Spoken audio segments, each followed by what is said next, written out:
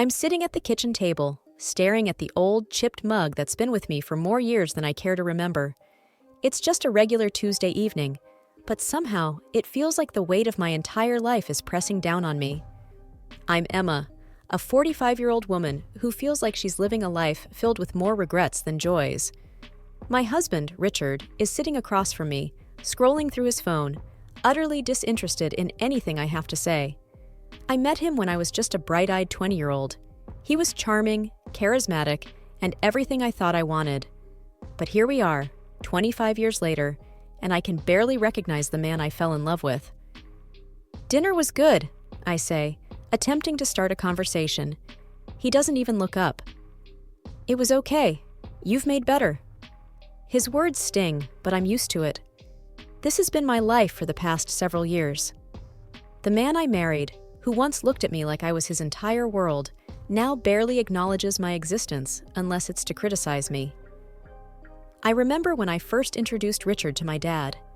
My dad was a police officer, a man who had seen the worst of people in his line of work. He took one look at Richard and said, "Emma, that man is bad news." But I was young and in love, and I thought my dad was just being overprotective. "Dad, you don't know him like I do. Richard is a good man," I had insisted. "Emma, I've been a cop for over 30 years. I know how to read people. That man is going to bring you nothing but trouble," my father had replied, his voice laced with concern. But I didn't listen. In fact, I did something I now deeply regret. I cut my father out of my life. Richard suggested it, saying we didn't need negative people who didn't believe in us. And like a fool, I agreed. For 25 years, I didn't speak to my dad. I didn't call him, didn't visit, didn't even tell him when I had my daughter Lily, who's now in college. My thoughts are interrupted by Richard's voice. "Are you even listening to me?" I realize he's been talking while I was lost in my thoughts. "Sorry, what were you saying?" "I was saying that you need to start taking better care of yourself. You've let yourself go. And it's embarrassing," he says, his tone cold. I feel a lump form in my throat. This is my life. A husband who finds every opportunity to bring me down. And as I sit there, taking in his harsh words, I can't help but think that my father was right all along. My phone rings, pulling me out of my thoughts. I glance at the caller ID and my heart skips a beat. It's a number I haven't seen in over 2 decades. It's my dad. I answer, my voice shaky. "Hello? Emma, it's your dad. I need to talk to you. It's important." His voice is weak, nothing like the strong, confident tone I remember. "Dad, I'm so sorry for everything." I start, but he cuts me off. "Emma, I'm sick. The doctors say I don't have much time left. I have cancer." The room spins around me as his words sink in. My dad, the man I turned my back on, is dying. And suddenly, all the years of silence, all the missed opportunities to make things right, weigh heavily on me. "Dad, I'm so sorry. I'll come to see you. I'll help in any way I can," I say, tears streaming down my face. After ending the call, I turn to Richard, hoping, maybe foolishly, for some kind of support. "Richard, my dad is sick. He has cancer. I need to help him." His reaction is like a slap in the face. "Good. The man never liked me. Can't wait for him to be gone." His words are like a knife to my heart. In that moment, I realize just how blind I've been. My husband, the man I chose over my own father, is cruel and heartless. And I can't help but wonder if my life would have been different if I had just listened to my dad all those years ago. I'm sitting on the edge of the bed in our bedroom, my hands trembling. The room feels cold, even though it's a warm night. Richard's words keep echoing in my head. Can't wait for him to be gone. How can he be so heartless? I thought I knew him, but it seems I've been living with a stranger. I pick up my phone again, dialing my dad's number. It rings, and then finally, he picks up. "Emma?" His voice is weak but filled with hope. "Dad, I'm so sorry. I'm going to help you. I don't know how yet, but I will find a way," I say, my voice choked with emotion. "Emma, you don't have to. You've got your own life." "No, Dad. You're my father. I should have been there for you all these years. I'm going to make this right." We talk a little more. He tells me about his condition, about the treatments he needs but can't afford. My heart aches. I've missed so much, and now, when he needs me the most, I feel helpless. After the call, I sit there, lost in thought. Then something inside me clicks. I can't let my father suffer because of my mistakes. I need to do something. I go to the living room where Richard is watching TV. Richard, I've decided. I'm going to help my father. He needs money for his treatments. I'm going to use our savings. He looks at me like I've lost my mind. You're going to do what? Are you crazy? That's our money, Emma. We saved that for us, for our future. There won't be a future if I let my father die knowing I could have helped him. I can't live with that, I say, my resolve firm. He laughs, a cold, mocking laugh. So the prodigal daughter returns. You think playing the good daughter now will make up for all the years you ignored him? It's pathetic. His words sting, but I don't let them sway me. I don't care what you think. I'm doing this. I go to our home office and start transferring the money. It's a lot, almost all our savings. But it doesn't matter. This is for my dad, for all the years I wasn't there for him. When I finish, I feel a sense of relief, but it's short-lived. Richard storms into the room, his face red with anger. You actually did it. You gave our money to that old man. He's my father, Richard. He's dying. What was I supposed to do? Just let him suffer? You were supposed to think about us, about our life together. But you've always been selfish, Emma, always thinking about yourself. I'm stunned. How can he twist this into something about him? Selfish? I'm trying to save my father's life. How is that selfish? He doesn't answer. Instead, he turns and leaves the room, slamming the door behind him. I'm left standing there, feeling more alone than ever. But there's also a sense of determination inside me. For the first time in years, I'm standing up for what I believe in. It's scary, but it also feels right. I pack a small bag with some clothes and essentials. I don't know what's going to happen next, but I can't stay here, not with Richard. Not now. I write a note, telling him I'm going to my dad's, that I need some time to figure things out. I don't know if he'll even care, but I leave it on the kitchen counter anyway. Then, with my bag in hand, I step out of the house. The night air is cool on my skin, and as I walk to my car, I feel like I'm taking the first steps towards a new life. A life where I'm no longer bound by regrets and what-ifs. A life where I can try to make things right, even if it's a little too late. The drive to my dad's house feels endless. Streetlights blur past, and I'm alone with my thoughts, a mix of fear and determination. I haven't seen my dad in over 25 years, and now I'm rushing to him in the middle of the night because he's sick and I'm all he's got. When I finally pull up to the familiar old house, my heart is racing. The place looks much the same, though a bit more worn. I hesitate for a moment before getting out of the car. What am I going to say? How is he going to react? Taking a deep breath, I walk up to the front door and knock. It takes a few moments, but then the door opens, and there he is. My dad. He's older, frailer, but it's undeniably him. Emma, he says, his voice cracking. You came. I nod, fighting back tears. I'm here, Dad. I'm so sorry. He steps aside, letting me in. The house smells the same as I remember, a mix of coffee and old books. We go to the living room and sit down. It's awkward at first, but then we start talking, and it's like the years start to melt away. I'm so sorry, Dad. I should have been here, I say, my voice thick with emotion. It's okay, Emma. You're here now. That's what matters. We talk about his illness, about the treatments he needs. He shows me the medical bills, and they're staggering, but I reassure him that I've got it covered. He tries to protest, but I won't hear it. Then I tell him about Richard, about how he reacted when I said I was going to help. I don't go into all the details, just that we had a fight and that I needed some time away. My dad listens, his expression somber. I warned you about him, Emma, but you were young, in love. I understand. But you were right, Dad. You were right all along. He reaches out, taking my hand. What are you going to do now? I shake my head. I don't know, Dad. I just don't know. We sit there for a while, just talking. It's strange, but it feels good, like we're making up for lost time. Eventually, I get up to leave. I've got a lot to figure out, and it's late. But as I'm about to walk out the door, my dad stops me. Emma, wait, there's something you should know. He goes to his desk and pulls out a folder, thick with papers. I've been keeping tabs on Richard, ever since you married him. I knew he was bad news, and I wanted to protect you, just in case. He hands me the folder. It's all in there. His business deals, the women, everything. I wanted you to have it, just in case. I'm stunned. I take the folder, feeling its weight. Dad, Thank you. He nods, a sad smile on his face. I always wanted what was best for you, Emma. Always. I hug him, holding back tears. I know, Dad. I know. The morning after I visited my dad, I'm sitting at my kitchen table, the folder he gave me lying unopened in front of me.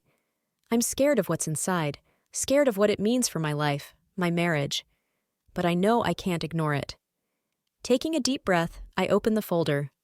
There are bank statements, photos, notes. It's overwhelming. As I start to sift through the papers, the reality of my situation begins to sink in. Richard has been living a double life, and I was too blind to see it. There are photos of him with other women, some of them looking way too cozy. There are bank statements showing large amounts of money being moved around, and notes about shady business deals. It's a lot to process. I feel sick to my stomach. How could I have been so naive? How could I have ignored all the signs? I spend the morning going through everything, and by the time I'm done, I'm shaking with anger and betrayal. But there's also a sense of clarity. I know what I need to do. I call my dad. Dad, I looked through the folder. It's a lot. I'm sorry, Emma. I didn't want to burden you with it, but you needed to know. I understand, and thank you. I'm going to confront him. I can't let this go on any longer. Be careful, Emma. He's a dangerous man. I will be. I have to do this, for me, for us. After we hang up, I get ready. I feel like I'm preparing for battle. I put the most damning evidence in a smaller folder and head to Richard's office. When I get there, his secretary tries to stop me, but I push past her.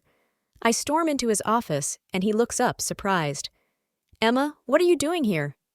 We need to talk, I say, my voice steady even though my hands are shaking. He smirks. About what? About this, I say, throwing the folder on his desk. About your lies, your cheating, your dirty business. He goes pale, but then he regains his composure. You don't know what you're talking about. I know everything, Richard. My dad has been keeping tabs on you since we got married. It's all here. The women, the money, everything. He starts to get angry. Your dad? That old fool? He's just trying to break us up. He's always hated me. He was right about you, and I was too blind to see it, but not anymore. He stands up, coming around the desk. You're not going to ruin me, Emma. You're my wife. You're supposed to stand by me. Not anymore. I want a divorce, Richard. I want out of this sham of a marriage. He laughs, a cold, bitter laugh. You think you can just walk away? You think you can take me down? I won't let you. I'll ruin you first. I stand my ground, even though I'm scared. I'm not afraid of you anymore. I know the truth, and I'm not going to let you control me any longer. He looks at me, really looks at me, and I can see the realization dawning in his eyes. He knows he's lost. Get out, he says finally.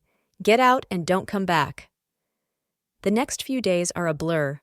I spend most of my time at my dad's house, trying to figure out my next move.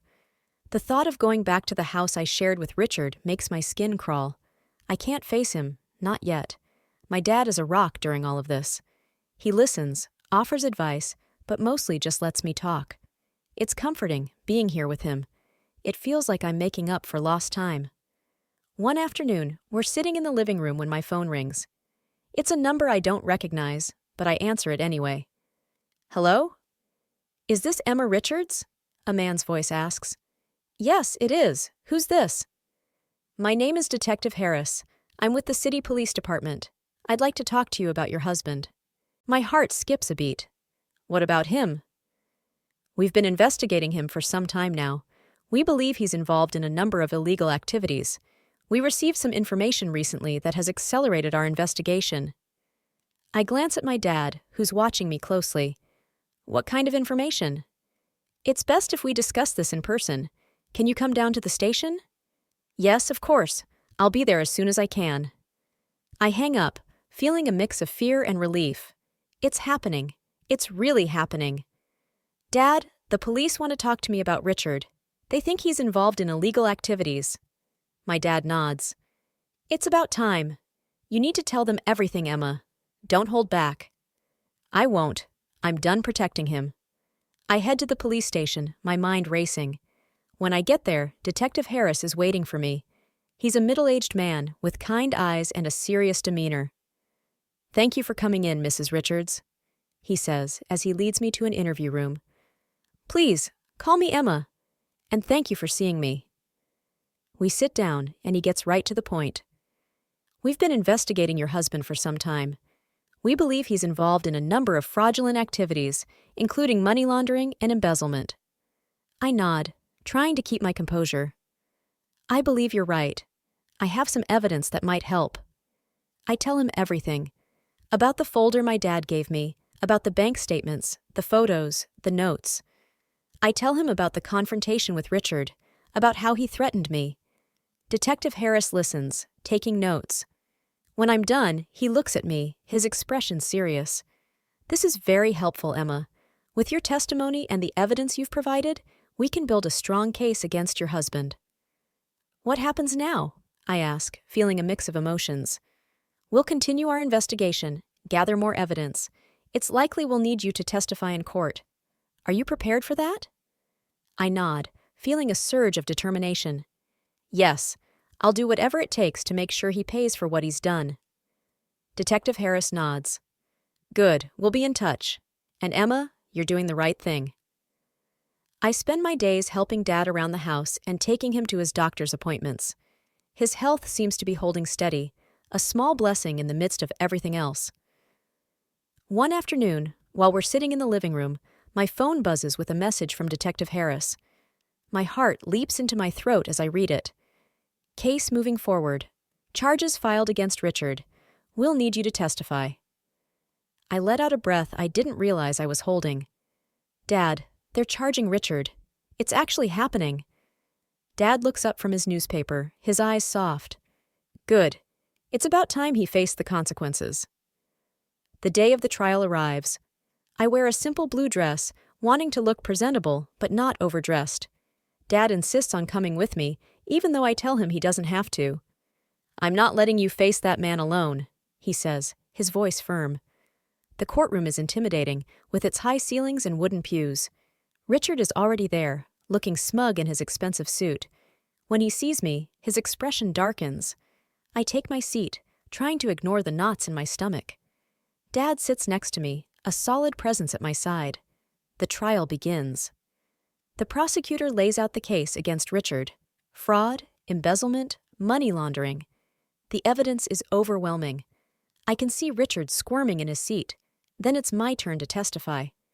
I take the stand, my hands shaking slightly.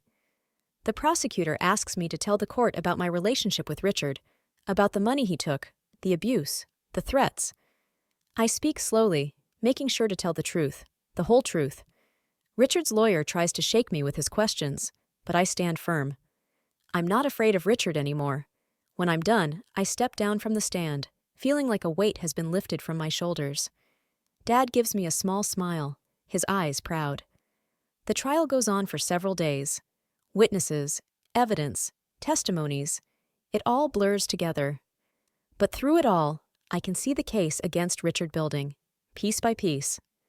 Finally, the jury goes out to deliberate.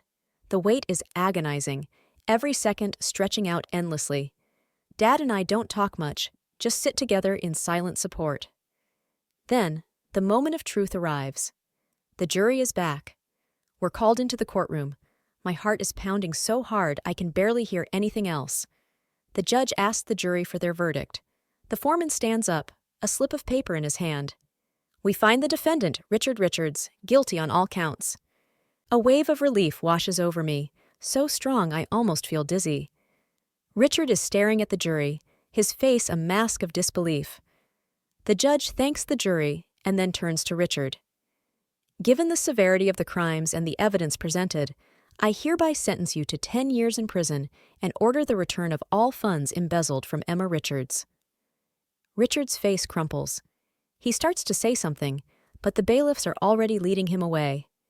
As I walk out of the courtroom, I feel like I'm walking on air. Justice has been served. Richard will pay for what he's done. And for the first time in a long time, I feel like I can finally start to move on. Dad puts his arm around me as we walk. I'm proud of you, Emma. You stood up to him. You did what was right. I lean into him, feeling tears prick my eyes. Thanks, Dad. I couldn't have done it without you. We walk out of the courthouse together, ready to face whatever comes next. Life after the trial feels different, like waking up from a long, turbulent dream. The house is quieter now, just me and Dad. We've settled into a comfortable routine, looking after each other. But there's one thing I haven't done yet, one loose end that still nags at me. My daughter, Lily. I've been thinking about her a lot, about how I've been a less than perfect mother, how I let her grow up in a toxic environment. The guilt gnaws at me every day. But today, I decide, is the day I'll try to make things right. I pick up my phone and dial her number, my hands trembling slightly. Mom? Lily sounds surprised when she answers. Hey, Lily, can we talk? Maybe meet somewhere? There's a pause, and for a moment, I'm afraid she'll say no. But then she agrees, and we decide to meet at a small cafe near her college. I arrive early, nervous energy making me fidgety. When Lily walks in, my heart aches. She's grown into a beautiful young woman, but there's a wariness in her eyes that I hate to see. Hey, I say as she sits down. Hey, she replies, her voice guarded. I take a deep breath. Lily, I'm sorry. I know I wasn't the mother you needed. I let you down, let you grow up in a bad situation. I'm so sorry. Lily looks at me, her expression unreadable. Why now, Mom? Why after all this time? I know it's late, way too late, but I've left Richard, your father. He's in jail now. I've been trying to make things right, and I realized I need to start with you. Lily's eyes flicker with something, pain maybe, or disappointment. Mom, I spent years wishing you'd leave him, wishing we could just be a normal family, but you always chose him over me. Her words sting, but they're the truth. I know, and I can't change that, but I'm here now.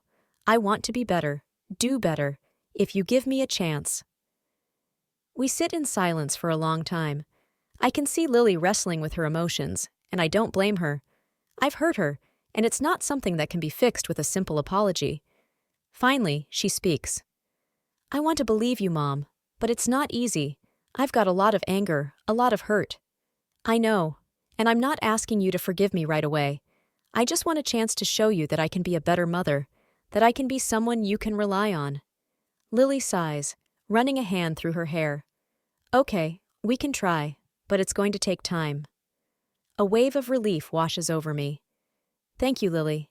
That's all I'm asking for.